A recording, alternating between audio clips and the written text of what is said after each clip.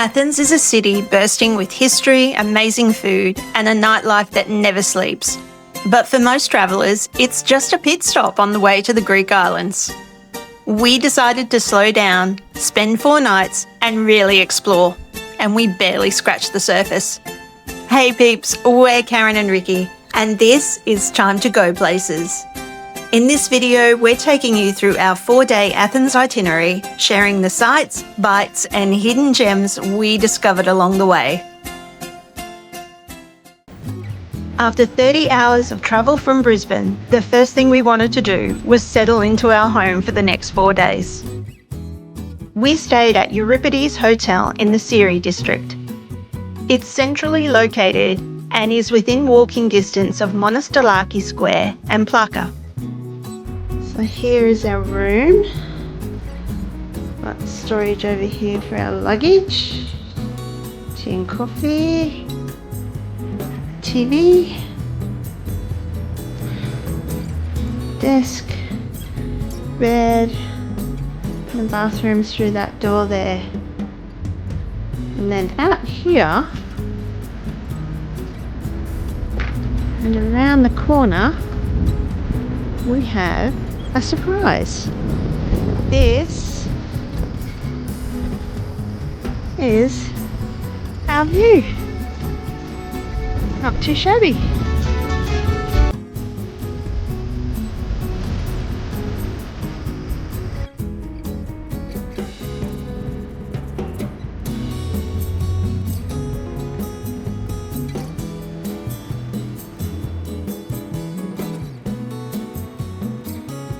We started our day with a stroll through Monastiraki Square and then wandered into the famous flea market. This is the heart of Athens' vintage and bargain scene. Now officially it opens at 10 a.m, but we got there a little bit earlier and there was still plenty to see. From old typewriters to quirky bric-a-brac and even vintage medical equipment, you really never know what you're going to find.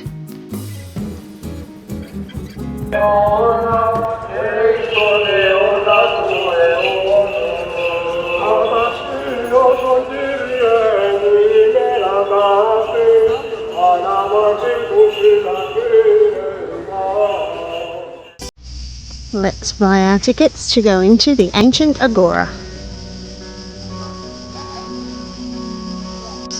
This is the best preserved ancient Greek temple in the country, the Temple of Hephaestus. It's been standing strong for over 2,400 years. It's perched on a small hill in the ancient Agora, and it's surrounded by olive trees and wildflowers, and these give it a peaceful and almost sacred feel. The temple is dedicated to Hephaestus, the god of fire, metalworking and craftsmanship. Because it was so well built and continuously used, even as a Christian church for over 1,000 years, it escaped the ruin that befell many other temples, much of which you see today is original. This is the heart of Athens' social and political life. Walking through these ruins, you can almost imagine philosophers debating, merchants trading, and citizens going about their daily lives. Tickets cost 35 Australian dollars. That's 20 euro or 23 US dollars. You can buy your tickets at the gate.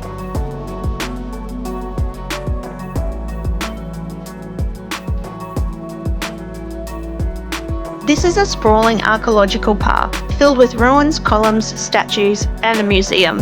So allow a few hours to explore. Make sure you wear comfortable shoes and be sun safe.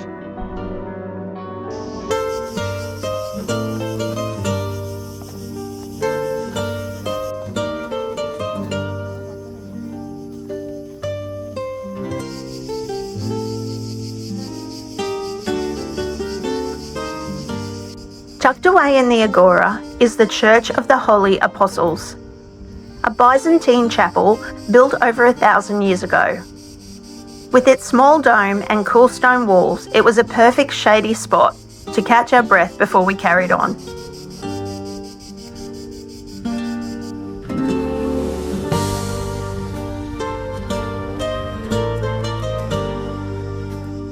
From here we explored the Stoa of Attalos. This is a long colonnaded building originally built around 150 BC as a covered marketplace.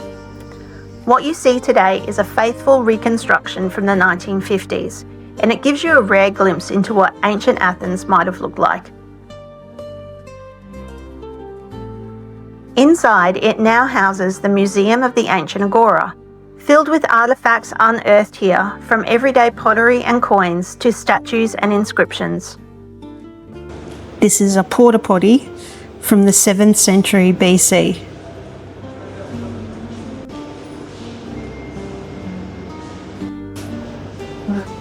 This is from the law courts, and this is how they selected people for jury duty.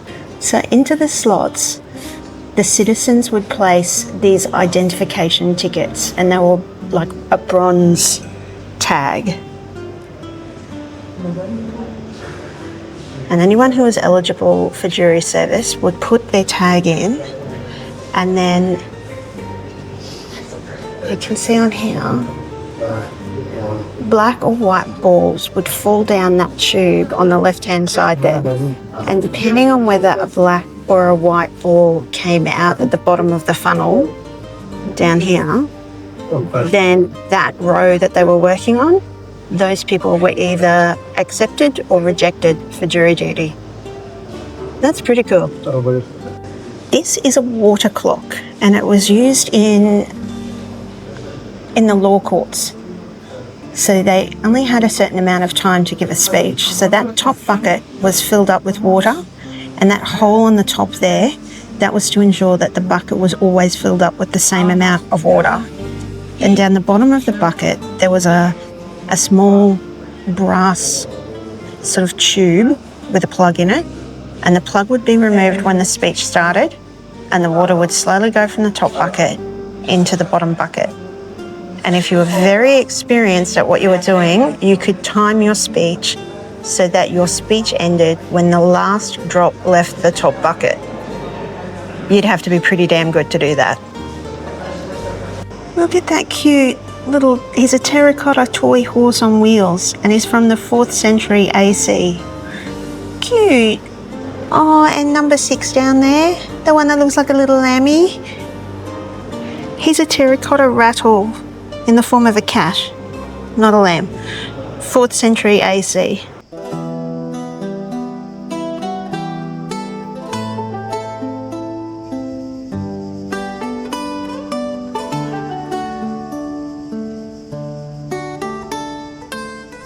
The Pantheatic Way was the main road of ancient Athens.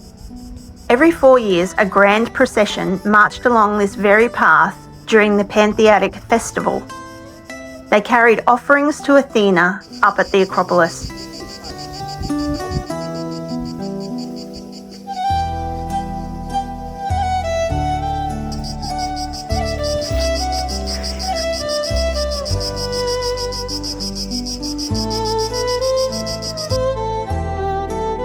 This is the Roman Agora.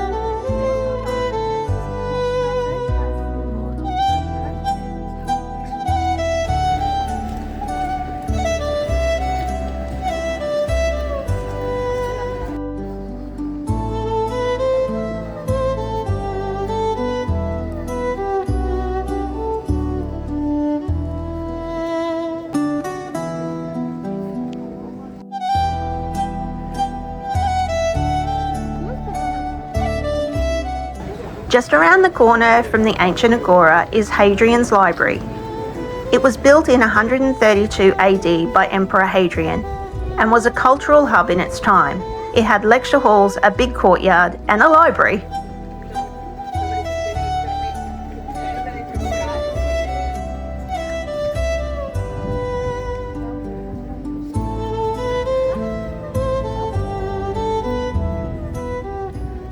By this time, we were hot, hungry, and ready for a break. So we headed to Atlantikos for lunch. This spot is a favourite with both locals and travellers, and it's known for its fresh seafood at really affordable prices. And of course, nothing hits a spot in Athens on a warm day better than a cold beer. Unless, of course, it's a lovely Greek rosé. We ended up sharing a table with a lovely couple who gave us great advice on what to order. We started with fava topped with anchovies and followed it with perfectly grilled sea bass. It was fresh, flavourful and just what we needed after a morning of exploring. The fava was €6.50, the grilled sea bass was $14, the beer was €4 and the rosé was €4.50.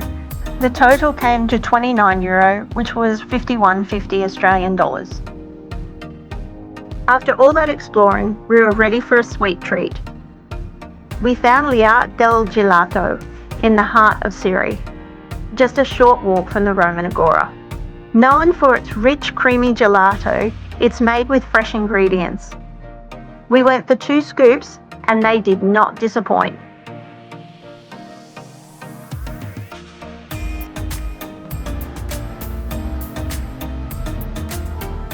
After a rest at the hotel, we decided to go wandering through the lively streets of Psiri. We explored the square at night and soaked up the atmosphere.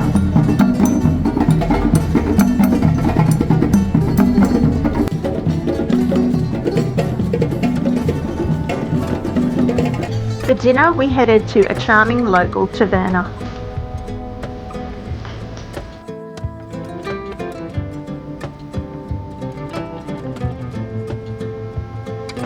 We started with fava and Kalamata olives, and then enjoyed saganaki. That's pan-fried cheese, crispy on the outside and gooey on the inside. Next came moussaka, a classic Greek comfort food with layers of eggplant, minced meat and creamy bechamel sauce baked until golden. We also had dolmades, which are vine leaves stuffed with rice, herbs and minced meat. And of course we had to enjoy the rosé. Dessert was a special gift from the restaurant. A piece of, I think it's called revani, a traditional Greek semolina cake with sultanas. It's soft and perfectly sweet. The total for our dinner came to €36, which is 74.50 Australian dollars. The buffet breakfast at the Evripides Hotel is well organised and offers a great variety of foods. There are fresh cold cut meats, fruits, olives, eggs, and of course Greek pastries. There's a beautiful dining area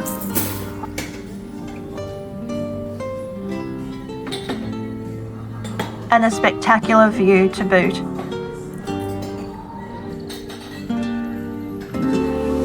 After enjoying breakfast with that stunning Acropolis view, we set off on foot to the National Archaeological Museum. This is home to some of the oldest and most fascinating treasures in Greece. Entry is €12, that's 21 Australian dollars, and you'll want to allow at least 2 to 3 hours to really take it in. This is a ceramic frying pan from 2800 BC. These marble figurines are from 2800 BC, and the folded arms with the slightly swollen belly indicates pregnancy. This little clay piggy is from around the 2800 BC. They're not really sure what he was used for, but if you can see, he's got a little hole on the top. So maybe he was the first piggy bank. These scales from the 16th century BC are believed to weigh the weight of a soul in the underworld. The symbol of is it the butterfly? Yeah, the symbol of the butterfly is meant to represent the soul. This jewellery is from the 15th to the 12th century BC. And check out these down here. They look like early safety pins. They were used as brooches. They would have had some decorative stones on them.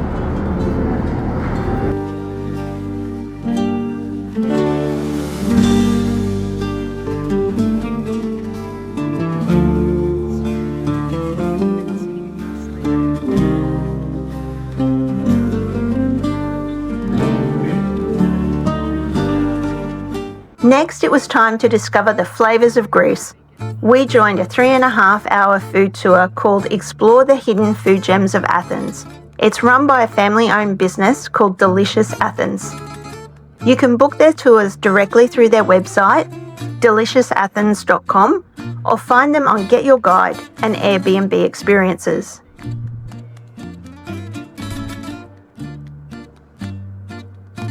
From the very beginning, this tour felt special.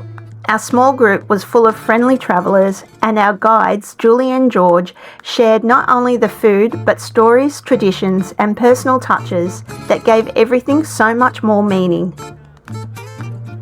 We started with a proper Greek breakfast, the kind locals enjoy every day. After breakfast, it was a short walk to our next site. And along the way, we met local vendors that were passionate about their products and keen to share with us. We savoured herbs and spices and even tried a secret tea blend with a recipe passed down through generations. We sampled Greek honey, a staple since ancient times. The Greeks believed it was a gift from the god, and after tasting it, it's easy to see why. There you go. I want you to give them in your hands. And you have to warm it up a little bit, first of all, like this. Warm it up, and then you have to close it from above with the other hand. You have to swirl it for some seconds. Swirl it, yes. Sorry. Don't worry, yes. Keep it here. Swirl it. And then open up and smell the aromas of the uruguay. And then you can put it in your mouth, but don't swallow it. You have to keep it at the back of your mouth. You have to oxygenate like something like that, and then you can swallow. Cheers, guys. Yamas, yes, not cheers. And after you swallow it, you will feel a small burning in the throat. Now, this is a good sign.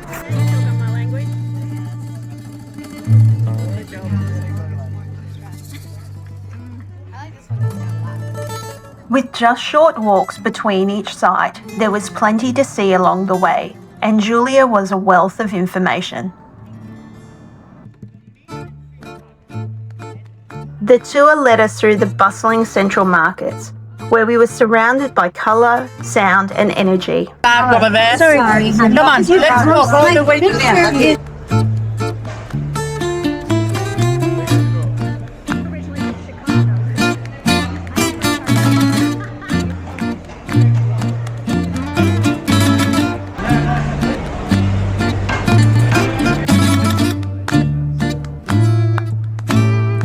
After the hustle and bustle of the market, it was time for more food. Our next stop was to try calamari. That's skewered grilled meat served over a warm pita bread. The idea is simple. Break off little pieces of the bread and enjoy them with the juicy meat. In most parts of Greece, this would be called souvlaki, but here in Athens, it's known as calamari, a name that goes back to when the skewers were made from reeds.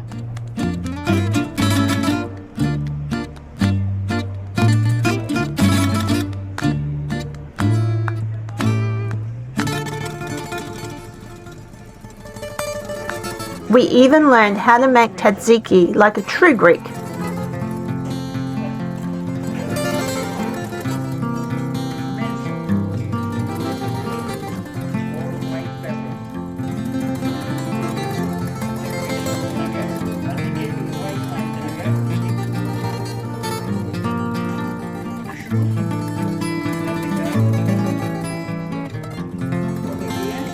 And finally, we finished with a lunch that fully satisfied all the senses. It was hearty, authentic, and shared with new friends.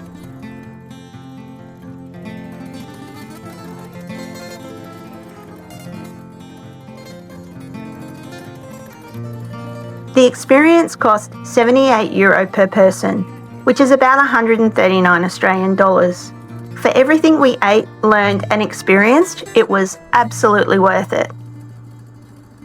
So I've never done a shot. But it was free. You can do it in three. Come on, 3, 2, 1, go! No, it's like Yay! I really meant like one. Oh my god! Yoga and cherry. Ready, so you can switch right on health. Oh, Olivia. Cheers, cheers, up back. Wait. You go, girl. Cheers. Yamas. And that wraps up our second day in Athens, and what a day it was. We explored the city on foot, tasted some incredible food, and got a real sense of what makes Athens so lively and full of flavour. But we're only halfway through our adventure here. In the next video, we'll take you up to the Acropolis, watch the famous changing of the guard, and stumble across a little surprise in the National Garden we definitely weren't expecting. Trust me, you won't want to miss it. We'll see you in part 2.